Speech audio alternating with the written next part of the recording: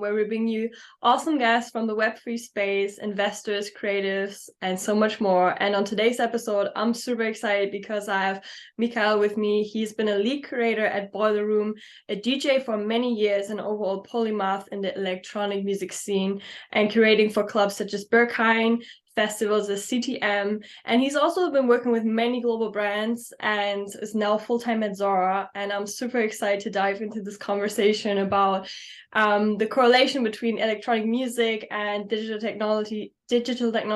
technologies right now, and his experiences in the space. Hi, Michail. Super happy to have you on.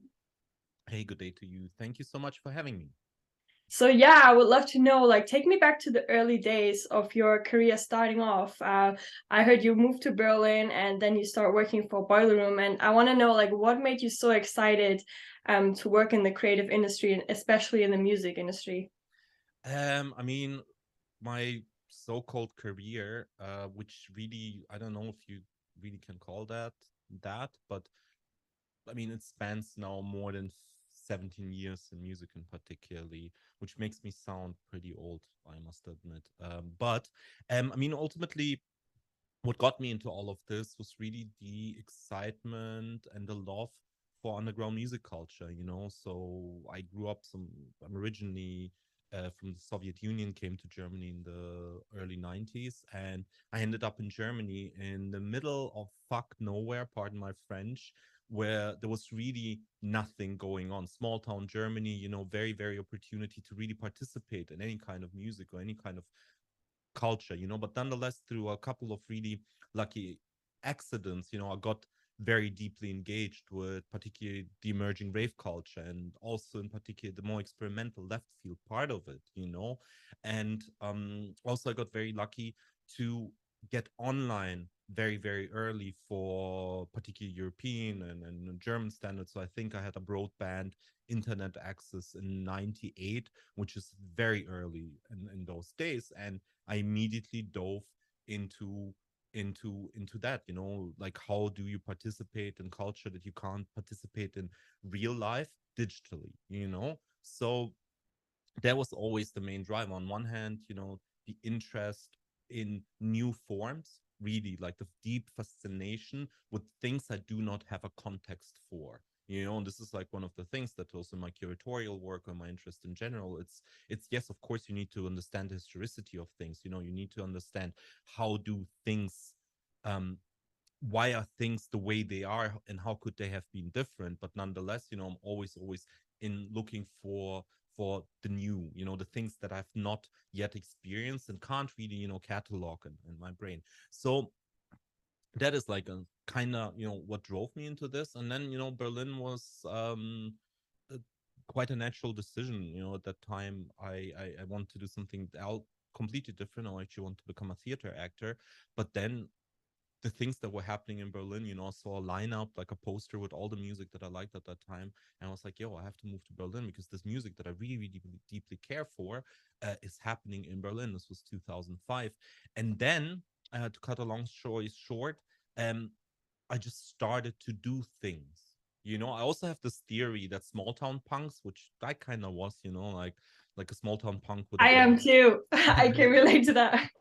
with a bad haircut and a somewhat good taste in music. But I do believe that small town punks, or like small town people who move into the city, kind of have a completely different momentum because they're so much fuller of desire. You know, if you grow up in a big city and everything surrounds you all the time, you know, you have the opportunity to go out already when you're 15, or all these things like kind of happen. You don't really, I mean, I'm not saying that, you know, small big town people have it easy, but nonetheless, you know, there's way more opportunity. But when you're finally unleashed onto the world, you start to do things immediately. And that's something that I observed, that a lot of people that kind of worked around with over the years kind of came from small towns and immediately, you know, dove into the things that they could not have.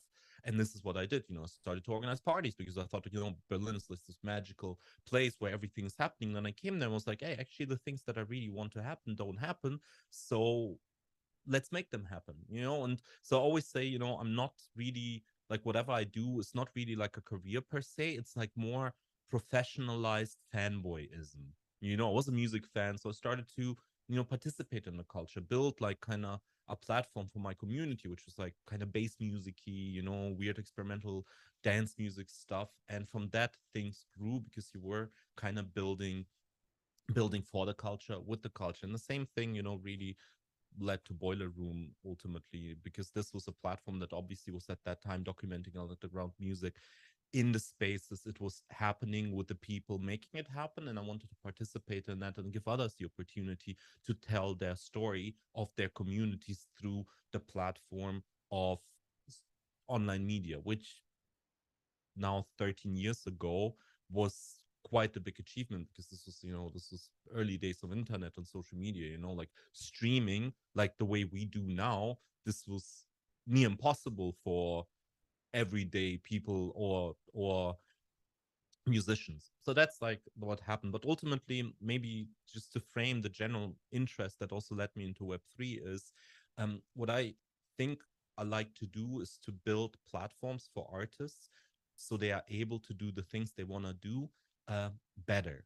And platforms could be event platforms. The festival that I co-curate, which is kicking off today, CTM Festival, it's going to be 10 days, is a platform. This is not just some raves or concerts. It's really an artistic platform that shares and redistribute infrastructure that's quite unique to Berlin, but nonetheless we try to let others participate in. Boiler Room was also a platform. This was an infrastructural endeavor. How can you build infrastructure that's resilient, that's independent, and that is accessible to as many people as possible?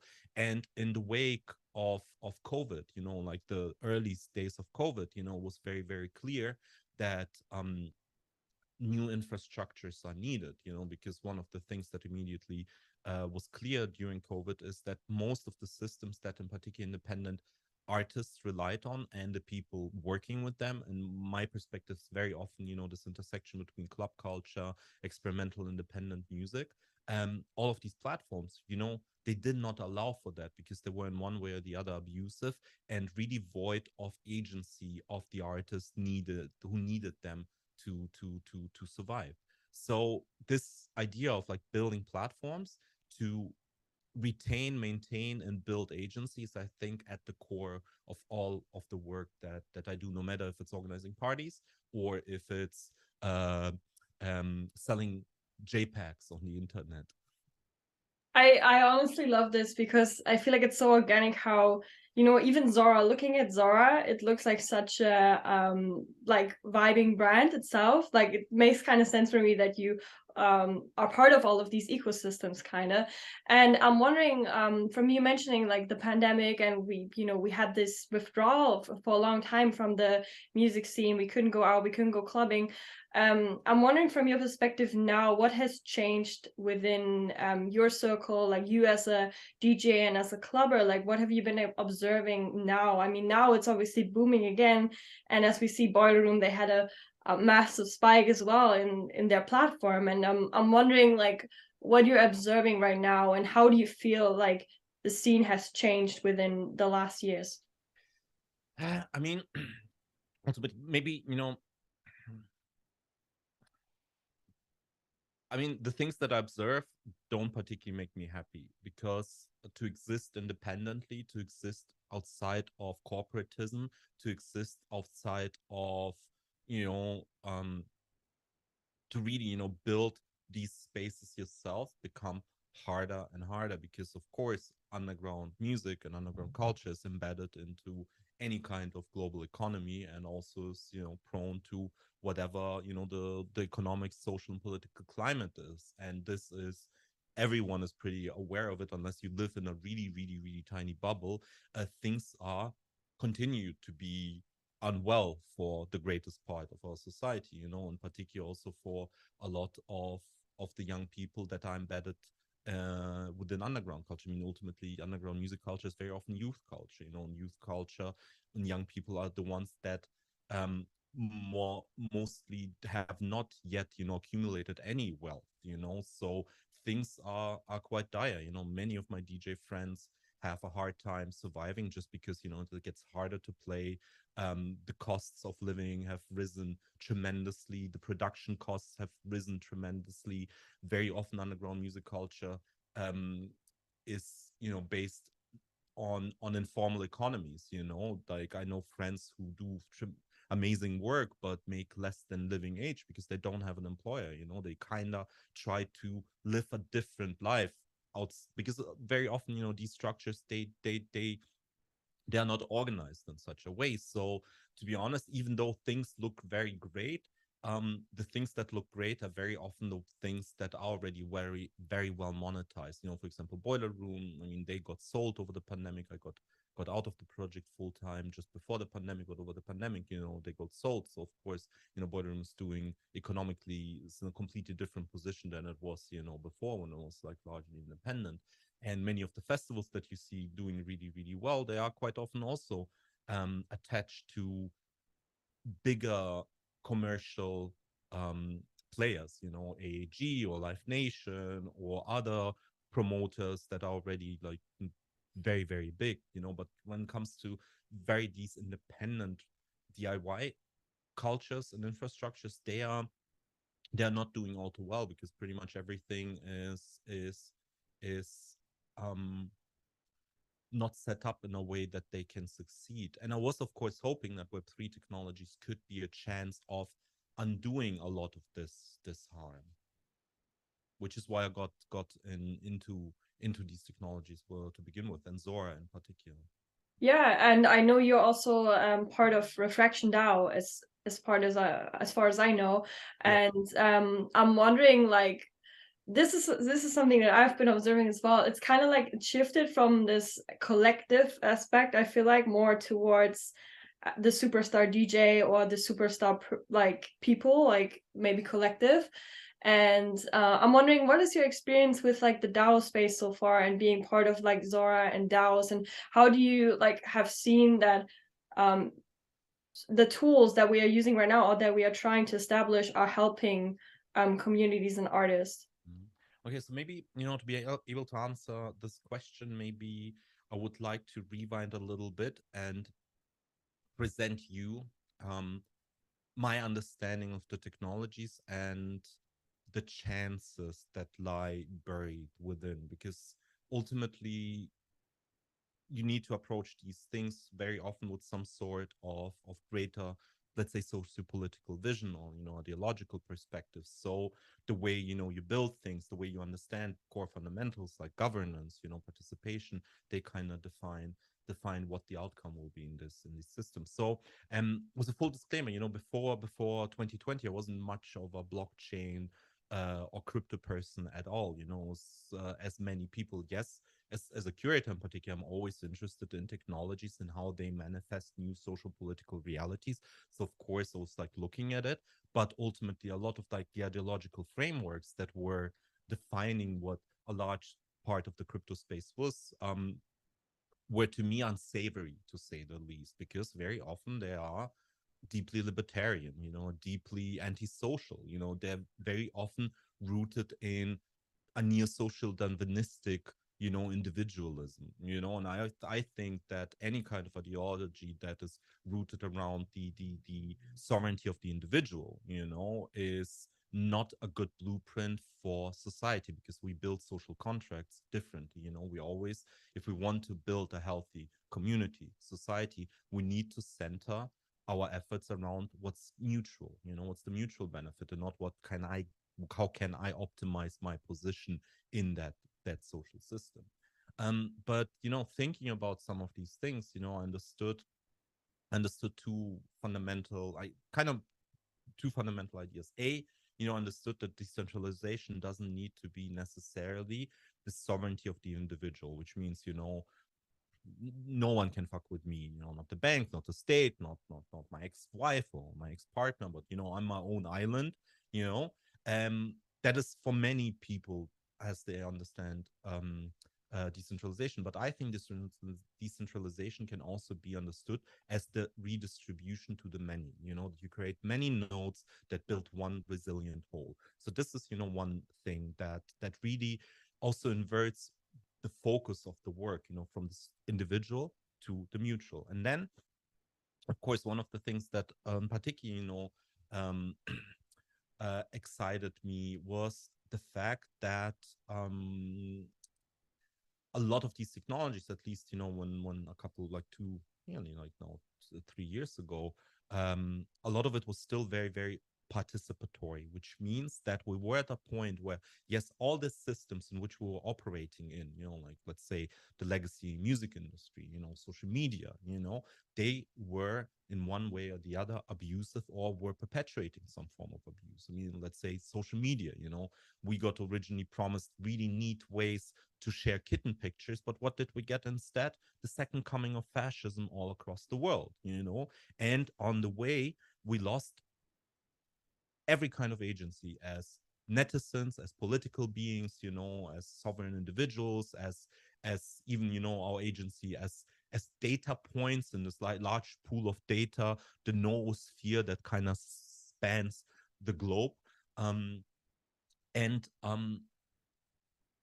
having technologies in which you can participate, participate in the way these decisions are being made, rather than sitting there and waiting these decisions are being made on your behalf without your participation, for me was a very big chance in reclaiming said agency that we lost. I'm not saying, that we could, through these technologies, immediately undo 20 or 30 years of platform capitalism, but nonetheless, we could at least try to develop alternative models. So this is one thing. And then, I'm sorry this is such a long answer, but we're talking about really, really big I things. think this is really good for our audience, who are they will appreciate this a lot. So go ahead, So, pack everything. and so we stopped. The Yes, second thing. yeah, we can reclaim, like, at least we can try to build new models to um reclaim, this lost agency, that we have not had for the greatest part. And then there's something else, and goes to the technology or the technological structure of it. And some of it, I might have not been able to, vocalize 3 years ago, but now, having worked in the space for 3 years, I've been able to, you know get also input from so many people. Is the interesting thing about these technologies is, in particular, smart contract. And this is like a thought model that I apply from Black Swan DAO, who said that originally, that you need to look at smart contracts as executable manifestos, which means, if we think about communities, if we think about, okay, we want to build technology that can kind of represent or facilitate the well-being of communities. Each of these communities have certain artistic or political practices, and the interesting thing is that with smart contracts, a lot of that is, it's not just programmable money, it's also programmable ideas. If, for example, your artistic or social or monetary practice is an intersectional solidarity, you can technically put that into the smart contract, and therefore create ecosystems and blueprints where everything that you do is solidaric, or according to whatever, social political principles you have put into the system. So, and then, multiple things that usually kind of exist on different spheres, a certain technological layer, a certain social consensus layer, and also the monetary layer, because ultimately, we cannot escape fully from the current economic system that surrounds us. So we need, to kind of operate within the framework of that. These three things can be intertwined, something that is, I think, way more powerful than some of the systems we have right now. So all of that made me incredibly hopeful, because ultimately, a lot of the music and all of the culture that I'm involved with is exactly that. It's usually community work where people co-create. They create something together, not because it's something, yes, of course, everybody has their individual kind of interest in it, but ultimately what you want to do is to build something where your community, whatever the community is, can thrive, can exist, can have a safer environment to be, so providing new ideas and frameworks, ecological, no, economical and technological frameworks, I found deeply, deeply fascinating. And this is, how I actually ended up really at Zora. Is I During my, research in mid 2020, I came across this Twitter profile with 300 followers and a really interesting kind of manifesto and statement that deeply resonated with me, and like just wrote a DM and started to investigate, who are these people, and are these positions really, what they are, or is this just like, some marketing speech, or like take some radical language of liberation, so people feel empowered, but ultimately what you want to do is to sell them shit, which is what very often brands do. But here I am 3 years later, still working. And the same thing with Refraction. So some of the founders of Refraction, particularly Malcolm Levy, I do know from my work in my curatorial work, because he's been a curator in Canada, a very successful one. And the original idea behind Refraction was really that, how could a base infrastructure, a festival, a media platform, an arts platform, look like that is owned by all people who participate in it, versus, you have this kind of institution that, of course, commissions works and, gets funds and then builds, creates some sort of institutional power that is very transparent and very often also, rooted in certain power structures and hierarchies. How can you kind of rethink the independent arts institution, and all the things that kind of fall into that. And that's also really an interesting thought experiment that is much needed. And this is also what I see most of the projects in Web3 that I find the most interesting and most impactful are very often workers cooperatives that do one thing. They co-create some sort of value. That value can be monetary, that value can be, something more idealistic, a cultural value.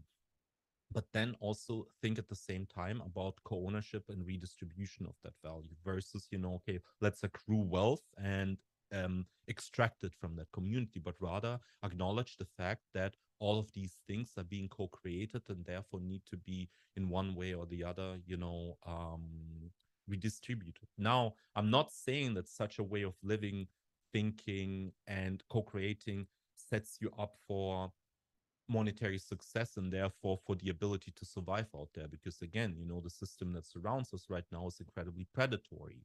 you know in an ideal scenario, we could all survive from one form or the other of communal living, but unfortunately, the money, like the political realities out there, are very hostile for that. But that does not mean that we do not experiment and try to build these alternative models. You said it right. Like, it's the flow of, like, for years, like even in the fashion industry, in music, like brands, they capitalize off the cultural impact that people bring, right? And the capital is not really flowing back often to these creators that make these huge impacts. And you need creativity to drive ultimately a brand or anything forward, and to make it interesting. And I think that is why, like, I think projects like Zora, Friends with Benefits, Refraction DAO, like all these projects are really interesting because they centered around the community, like the values and the distribution back to the community. And I'm wondering, like, what do you think, like, as humans, like I've been part of a DAO as well, but I feel like I always ask myself the question, like, when you have a brand or a community, like, how do you preserve like values, and how do you preserve like the core of what the community is built on? Because I feel like humans change and they evolve, right? And sometimes groups evolve, and you have certain groups that like last for a long time, but then like the dynamics change. And I'm wondering, like, how do you think like people can preserve like some sense of community feeling? Or yeah, like I would love to know that. I mean, we throw that word around a lot in Yeah, the of course, States. but community is being used in a near inflationary way, even though very often what is claimed to be community is, um, like, are you really interested in community, or are you just using that to extract value, from a group of people? And very often, it's the latter. I mean, ultimately, communities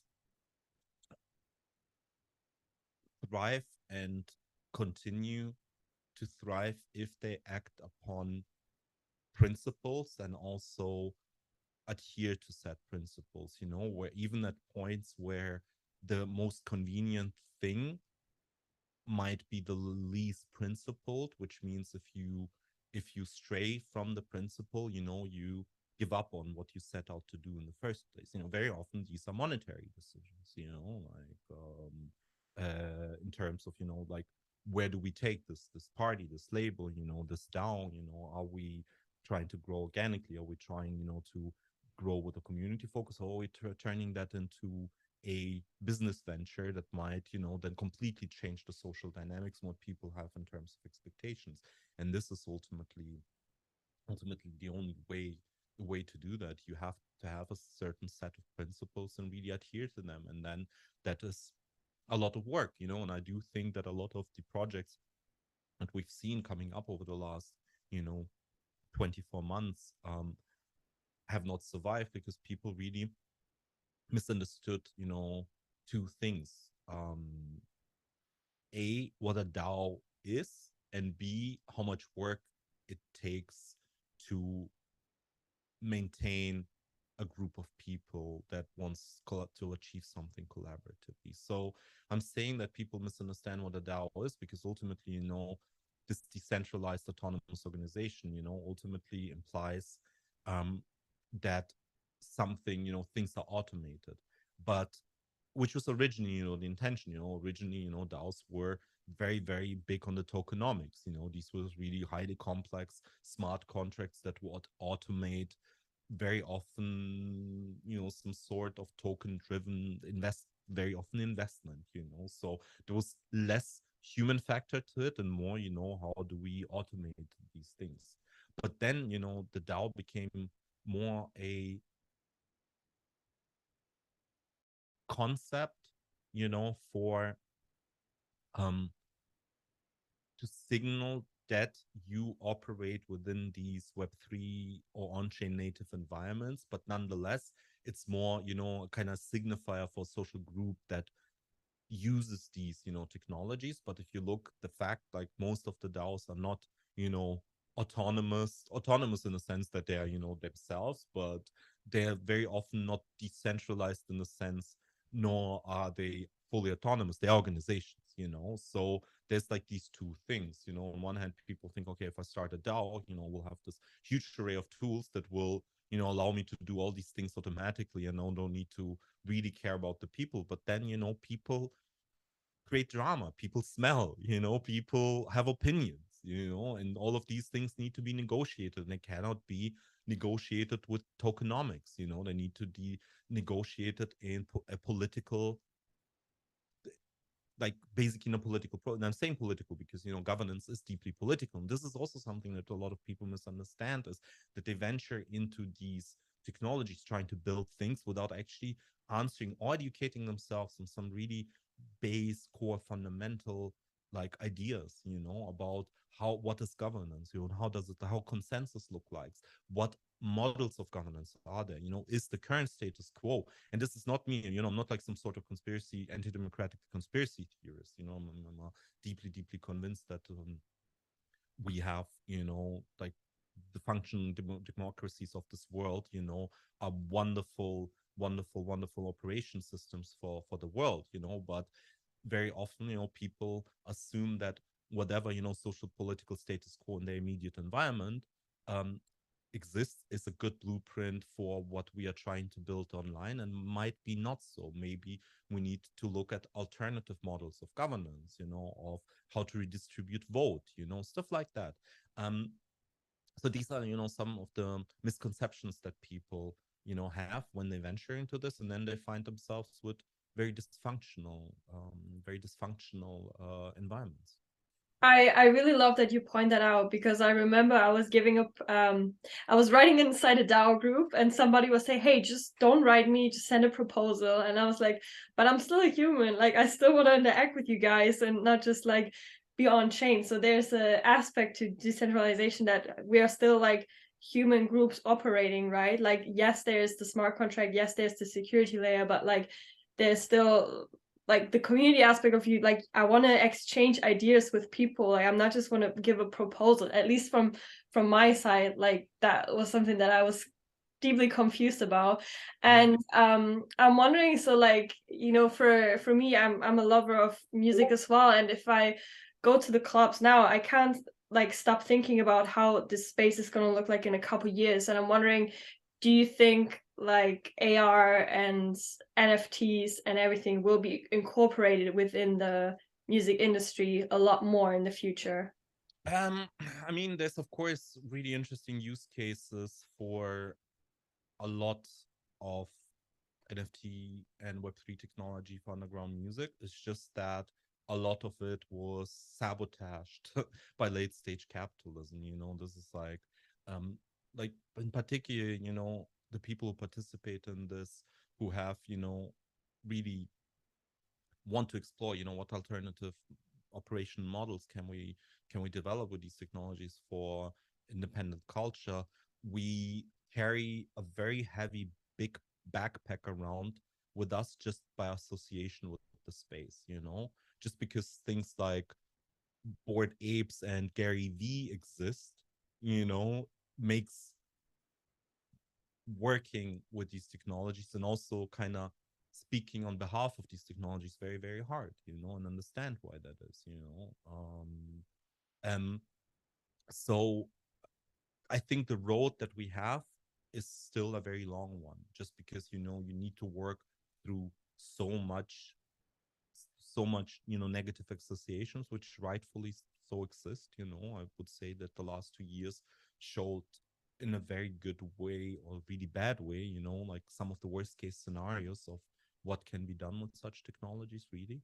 But nonetheless, you know, there's a lot of potential for it. And ultimately, I mean, let's say like in music, you know, what I think most people misunderstand with NFTs is ultimately, you know, NFTs are just a data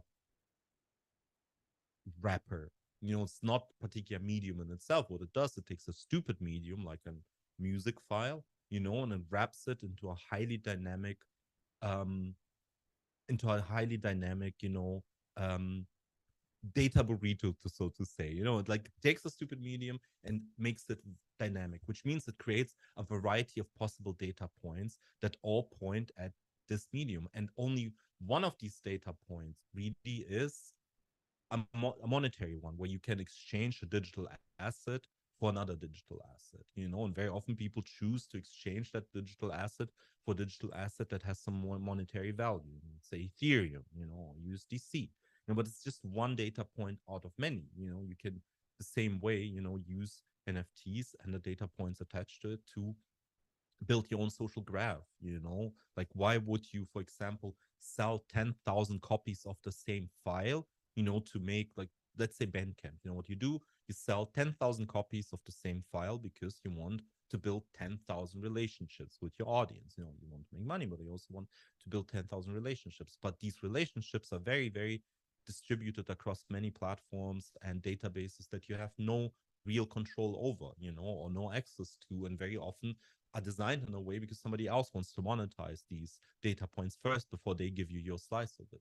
Um, and with NFTs, basically, what you can do is you can create one asset that builds 10,000 very resilient data points to the 10,000 people that interact, engage with it, but also allows you, you know, to bring these connections into new contexts, you know, and that is, I think, incredibly powerful, especially when that's combined then with communal building, you know, with communities that want to communicate with each other, communities that really, you know, operate on a certain set of values that is mutual, that allows you, you know, to really create these kind of checks and balances of, you know, are these, you know, participants safe for us to engage with, or would they be, you know, ultimately this is also part of, you know, being in a community, being in part of society, you know, sometimes things don't work out in a certain, you know, things that kind of indicate why it would not work out, you know, which means that if you already have proven to be a productive member of certain communities, you know, that means that you should be immediately welcomed in another community,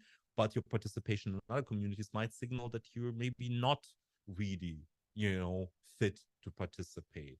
And these things really offer quite incredible incredible scenarios and use cases. And I mean, like, just as out of a personal, personal point of view, I mean, I now facilitated the careers of hundreds, if not thousands, artists, just, through helping them to be there early. I'm very, very interested, in artists that don't have a platform yet, and if you look, through my career, you always find me working with people who are really big now, working with them when nobody really worked with them. So, for example, if I were to have some sort of list of like if I would have um some sort of like proof that I did that, I would look like a Soviet general, with my chest full of little tokens proving that I was there. And these things can also be created. That's might sound to some like a not particularly interesting use case, but ultimately, what we do, we create these histories all the time with data. Your browser history is nothing else than that. Your YouTube history is nothing else than that. And a lot of that just gets lost in a way that you have no control over, but maybe you would want to have control over that because for whatever reason. So yes, there's quite a lot of opportunity. And what AR, I mean, it's quite interesting. It's just I don't think that too many artists are doing interesting things with it yet, because to be at a concert and to be like this, instead of being in the No. concert, is the least interesting kind of engaging with it. So I'm quite hopeful. So there's, like, for example, an artist group called Team Rolfs. It's Sam and Andy Rolfs, two mixed reality artists. They are presenting this weekend in New York a mixed reality show called 321 Rule that uses AR, VR, digital puppetry, live motion capturing, and kind of brings a new hybrid experience onto the stage. We're going to present this show in a week in Berlin as well as part of my festival. So I'm quite hopeful that we'll see an experiment that actually gives sense to these technologies. I love the example you mentioned with you've been part of so many artists' lives and you've touched so many clubs. And for me, if I would have NFTs or like some sort of, I don't know, collectible for all the venues I went to or all the tickets I got, it's just like a nice not only memory but also maybe you could unlock something for the community where the community could sponsor events or they could participate in voting kind of rights. I would love to explore these like opportunities a bit more. I mean, it is ultimately yes, because just to give you an example, very often, and a lot of independent promoters will agree, you find yourself participating and contributing significantly into an early stage of an artist's career, and then when they blew up, you have no stake in it at all. Like, you were the first one to book this artist, and now the management was 35,000 euros for a DJ set. And this is not just a made up number. This is an experience that I've made, for an artist that I organized the very first gigs. And now I will never be able to book them because I can't pay that much money, nor am I willing to pay that much money. But to create like some sort of, registry of, okay, you participate at core events, that can also be carried over through artistry. I'm not saying, I'm not a big fan of like investing like NFTs as some sort of investment into artist careers. I do not relate to music the way people relate to their investment portfolio. I don't look as artists as stocks. I'm care very little for these very dystopian realities, to be honest. But to have, some sort of, proof of participation, that can be carried over, and this is great both for fans and also for artists. And some artists do that. I know artists who you know became incredibly big, but they still make an effort to reach out to the fans that were in particular cities the first ones, because became friends over the years. So they know, you've been there 10 years, 15 years ago, and you're still here with me. So these things are, I think, important, and also speak to the relationship artists build with their audiences and audiences build with their artists. But what I am very, very not into is like to make that relationship a monetizable one, like in a way that, yes, you of course want to make money with your fans, but to make money off that very intimate relationship that we have, that is like I don't think that will benefit. Yeah, it goes back to yeah, I mean that is a long kind of tale that goes back to like influencer and that kind of whole brand building. But I think if you think about events or like more of like venues, they have to kind of support, like, you know, they have to get money for setting up all these parties and like, you know, creating and all these things. Like maybe there's a way you can, you know, have some sort of like communal effort with you being a curator, but you have it like as a, I don't know, like I don't know where this is all going, to be honest, but I would love to see one day maybe that, you know, I have like some sort of collectible of where I've been, what I've done, and I can, you know, say, hey, I've been there I've been one of the 100 first people who opened that venue or been to the venue and helped there out and stuff like that. Speaking of which, I want to quickly, before I have one or two more questions for you, quickly talk about Berghain. You know, it's it's something that we know. It's over the years. I mean, I've been there myself, and it has quite the rep of being very exclusive, but then inclusive. And I want to hear from your perspective, like, why is it like so exclusive but then claiming to be inclusive, or like what is the like kind of like mystery that goes behind that club? I want to hear a I bit mean, about that. I wouldn't say, I would not reduce that to just that one club, like Berghain is one of many places all over the world that follows the same dynamics. It just happens to be one of the most popular ones on the planet. Hmm. Ultimately, that's one thing. Like most people don't realize it is a fairly small club. It's not a big. It looks big, but 2/3 of the building are not really being used. For the club. The club itself is maybe 1,700 capacity, which is not that much. And if you think about the fact that over a weekend, maybe 5,000, 6,000 people line up to get in there, then you already know the math doesn't really work out. Math doesn't math. Exactly. It's completely impossible. And of course, given the fact that this club originally started as largely gay club, that was always also started in a time where, there weren't that many safer spaces for gay queer community. You had to at some in one way or the other, maintain that this is a safer space, that only certain people, enter the space that will uh, ensure the safety of everyone in there, that don't come to gawk or, that don't know the rules, but just, organic part of the community. So that is, of course, one of the, and many of these things cannot be, you know, uh, negotiated in any other way but through experience. I'm not saying that, the door policies of many clubs is inclusive or correct. I'm just saying that very often there are very few alternatives other than, to in one way or the other make these decisions on the fly.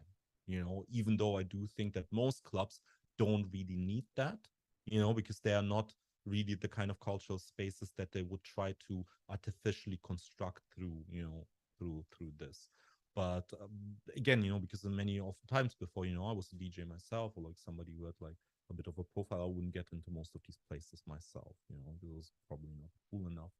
But ultimately, that is with these clubs very often, on one hand, how many people can get in, and you always have to think, you can't fill the club. Okay, you have the doors open, 5,000 people are in front of the club, you let in 1,700, but what do you do with everyone who comes through the course of the day?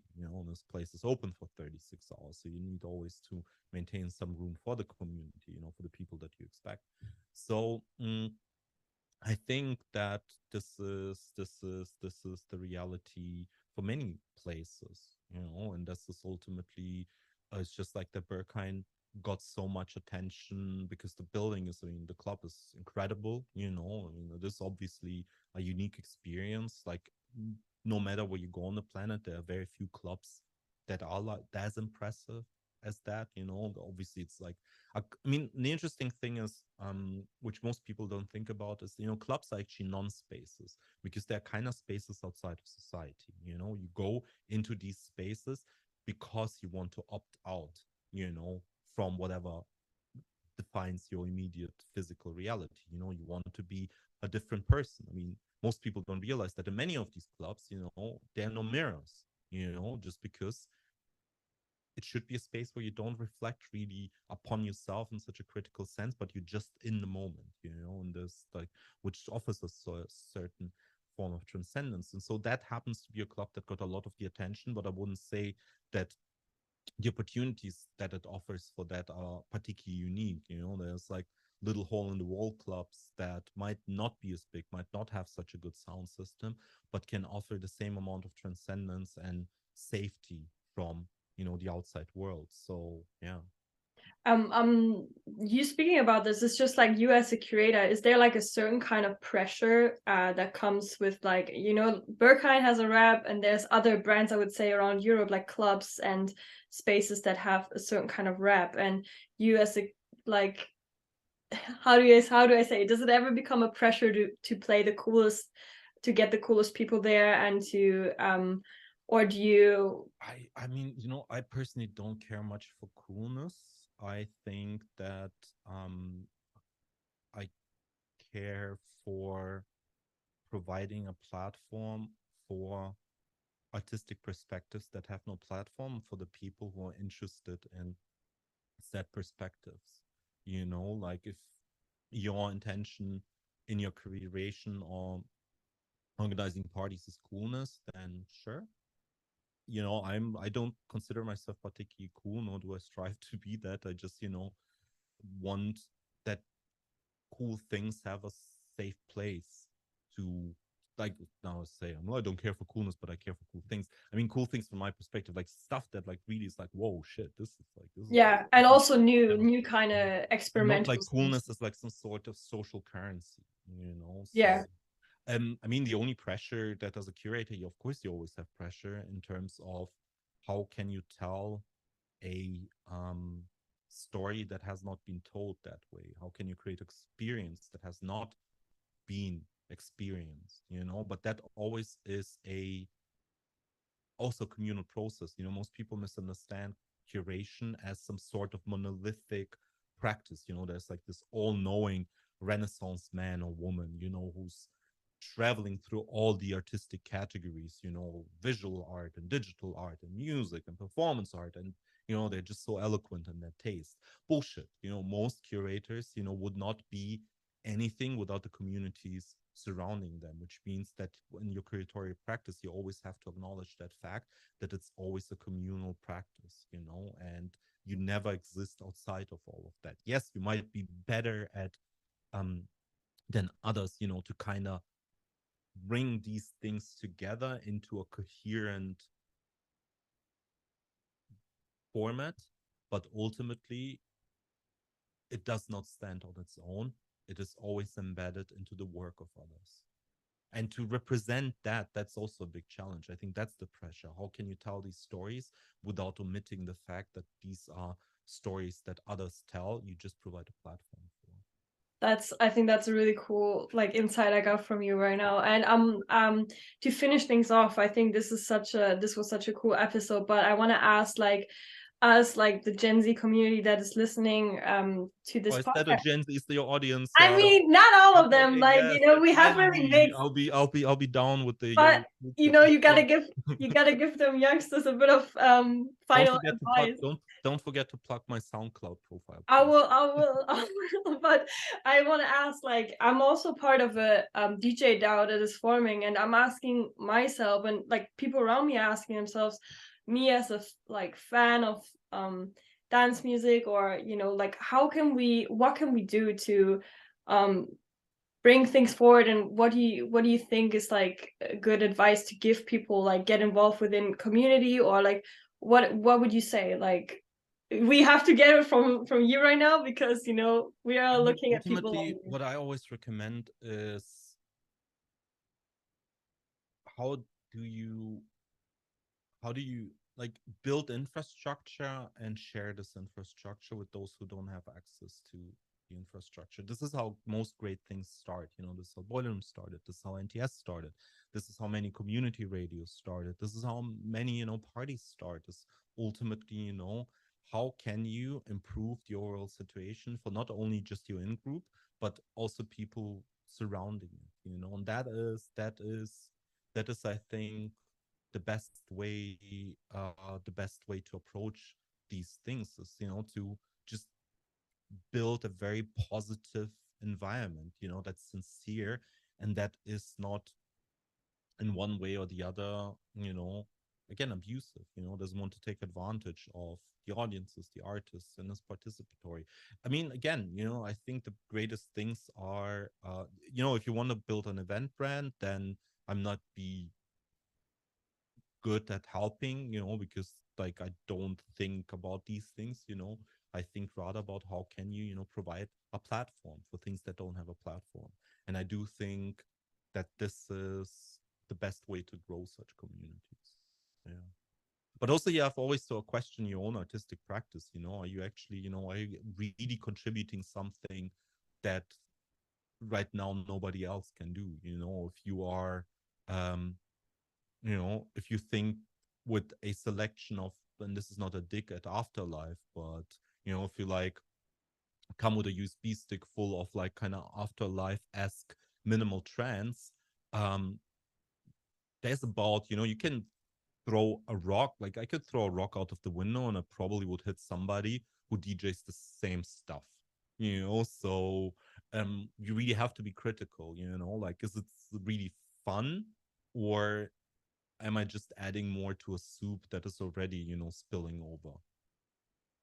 I love that because you can apply this to many things in life, not just music, but also technology, and like asking yourself if you're just stirring up the pot for nothing, or are you actually adding something of value to the people around you. So that's how we're gonna finish it off right now. Thank you to everyone who tuned in.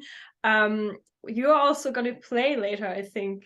Yeah, I'm playing funny enough at Berghain. Yeah. Yeah. Open Rama bar, but yeah, I'm playing So tonight. Yeah. I mean, we're gonna link everything from Michail down below. I mean, you guys obviously probably know, but yeah, I wish you all the best for your set Thank tonight, you so and much. Thank you so so much much for fun the with. invitation. And if anyone, you know, has any follow-up questions, you can always, you know, ping me on my social media channels and Yes, slide into the DMs. yes. Thank you so much. We see you very, very soon. Guys.